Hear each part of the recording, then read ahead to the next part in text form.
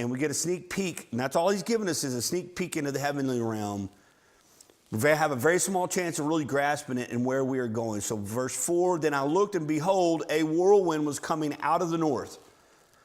A great cloud with raging fire engulfing itself, and brightness was all around it, and radiating out of its midst like the color of amber, important, out of the midst of the fire. Also from within it came the likeness of 4 living creatures, and this was their appearance. They had the likeness of man.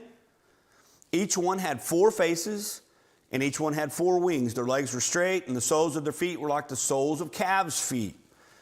They sparkled like the color of burnished bronze. The hands of a man were under their wings on their 4 sides, and each of the 4 had faces and wings. Their wings touched one another. The creatures did not turn when they went, but each one went straight forward.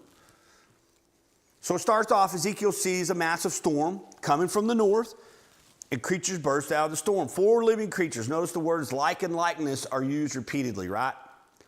It's like the biggest word probably of the last, what do you say, decade and a half? It's literally, it goes back probably a little bit further, because wasn't like the word? In the 80s. Oh, it was just as bad in the 80s, right? Everything was like.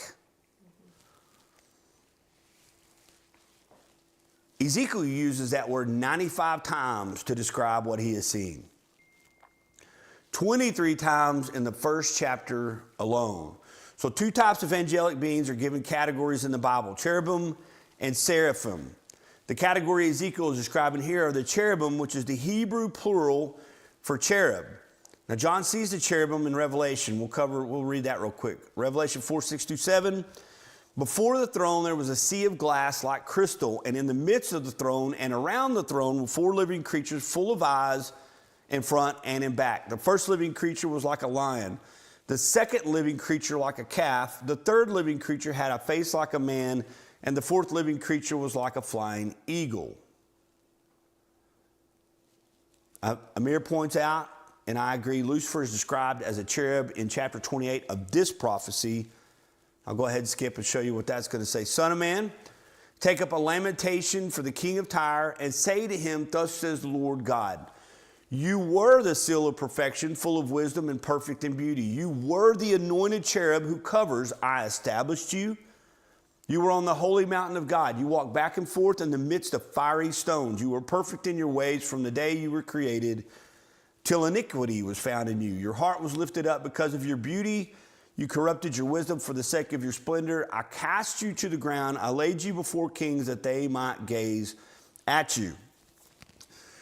Amir believes that he is referring to Lucifer in this chapter. I agree. So did Dr. Michael Heiser.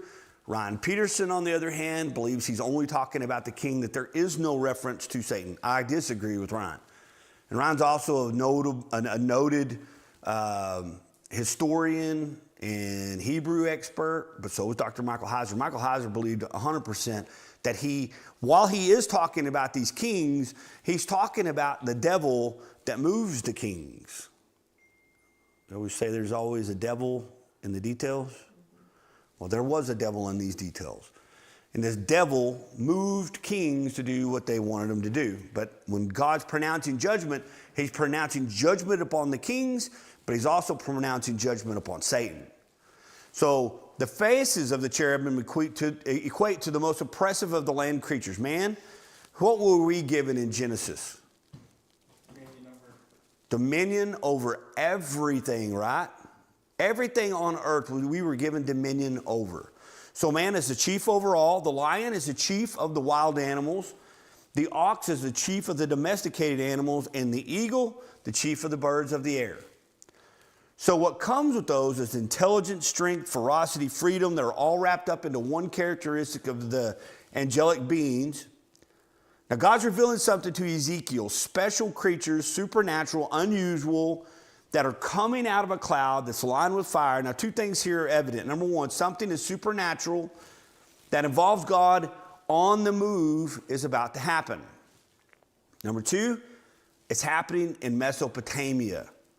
To exiles who, though themselves hopelessly removed from God's presence and out of the picture religiously, economically, and politically. So why does God use the prophets? What's the point of the prophets? He speaks to the prophets. Yeah.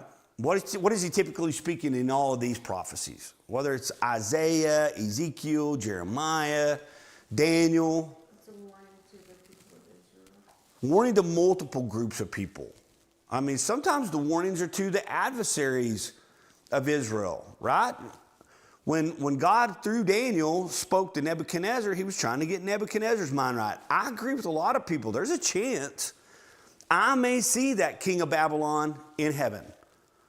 Now, whether he truly bowed a knee to God or not, I don't know. But he did say at the end of what we know of Nebuchadnezzar that he was the God, the only God. That all other gods were small in comparison, and he was the only one worthy of praise, and honor, and glory. So I don't know, maybe Dick is mine right. It'll be cool, the people that we see when we get there. But what Ezekiel saw when they flew bearing God's chariot, they did not need to turn their face to the intended direction of their flight because they were already oriented to all directions.